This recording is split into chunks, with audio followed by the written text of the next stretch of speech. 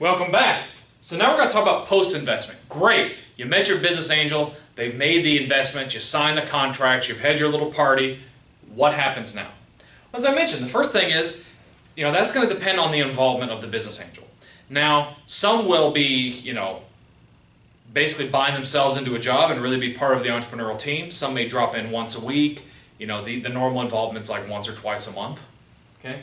And a lot of that has historically had to do with the geographical distance. If they live really far away from you, they'll visit less often. But now, especially with this coronavirus, everybody's Zooming and everything, I think they can pretty much visit as much as they want.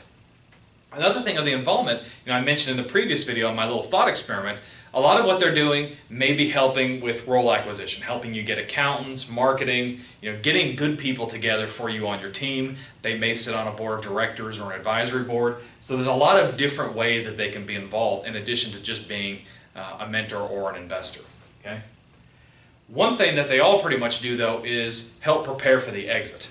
And what a lot of these business angels invest in, they're hoping that you can get gobbled up by a large company. You can just sell the entire company wholesale to a much larger either competitor or one of the large industrial firms. And that's where they're going to help make that exit.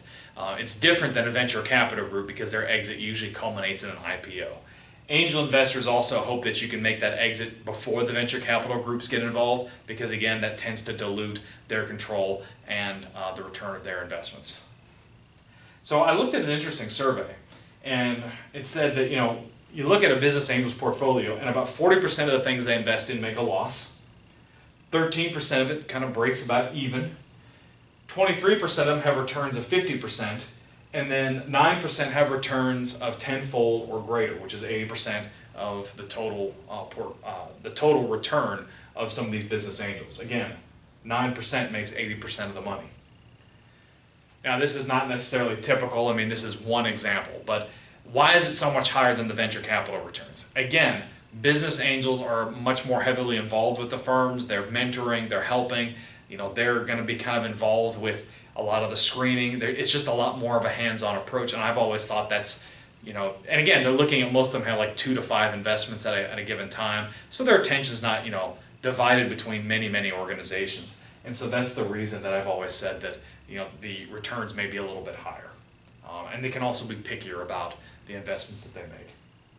Now there is some loose correlation that, the greater returns are going to be related to greater experience of the individual business angel, but that makes sense. The more times you've done something, the better you're going to get at it, right?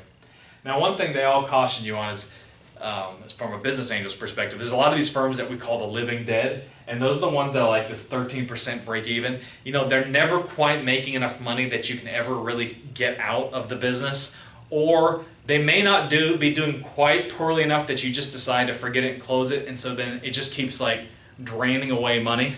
And these are the ones that can really take a toll on a business angel's financial portfolio. So they call these the living dead.